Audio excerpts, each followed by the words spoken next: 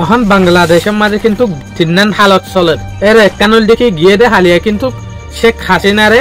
মতসা জাপনাই দি ফেলাই ইয়ানি শেখ হাসিনা যদি হন সিচুয়েশনে হন হালতের মাঝে যদি বাংলাদেশের মাঝে আই দইলে ইয়া গর্বরে ফাঁসি আইব আরেকখান হালত চলে দেখি ডাক্তার জাকির নায়ক নভেম্বরের 28 তারিখের মাঝে এরে আইবার হতা আসছিল মগর ডাক্তার জাকির নায়করে এরে আনি নাপারে কিল্লা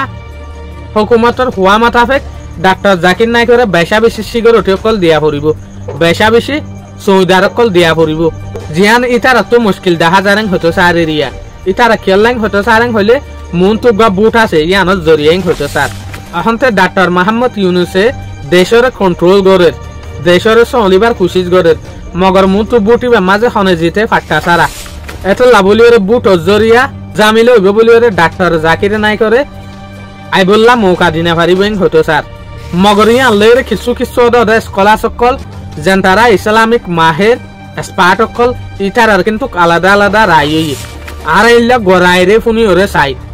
আখির হতাই আনছো ও কি ন ইয়ান অনারা কমেন্ট বক্সের মাঝে লিখিবা বাংলাদেশের ইতিহাসে যারাই কোরআনের কথা বলেছেন শুধু আপনি আল্লামা দেলোয়ার হোসেন সাইদি তিনি কোরআনের পাখি ওনাকে যখন গ্রেফতার করেছে কিসের জন্য গ্রেফতার করেছিল জানেন আপনারা কোরআন অবমাননার কারণে ওনাকে যাবজ্জীবন দিয়ে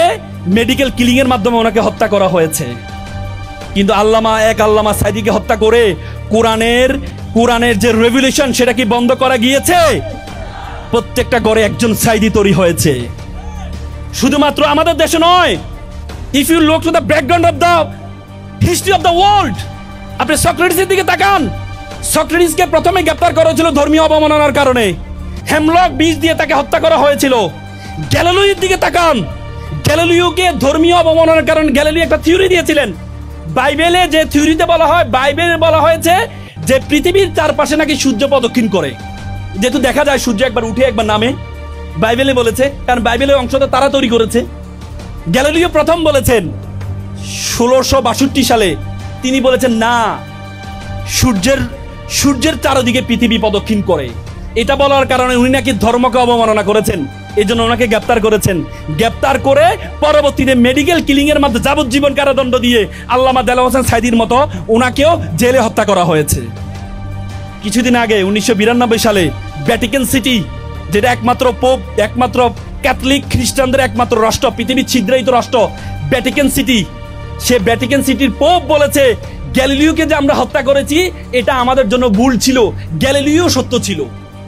এবং ওনার বই স্টোরি মেসেঞ্জার সেই বইটা নিষিদ্ধ করেছিল সেই বইটা সবার জন্য উন্মুক্ত করে ওনাকে রাষ্ট্রীয় মর্যাদায় সম্মানিত করা হয়েছে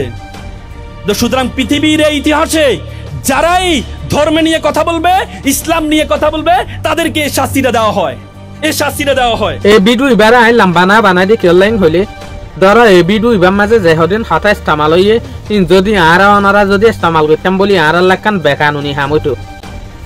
কিয়া আর এই দেশের মানুষ ন আর তো কিছু কিছু হতা হইবার হক আছে আর কিছু হইবার হক নাই ইয়ান আর নিজে বাজে তো জানা করিব আশা করি মনারা তো ভিডিও ভাই ভালো লাগে বলি আসসালামু আলাইকুম।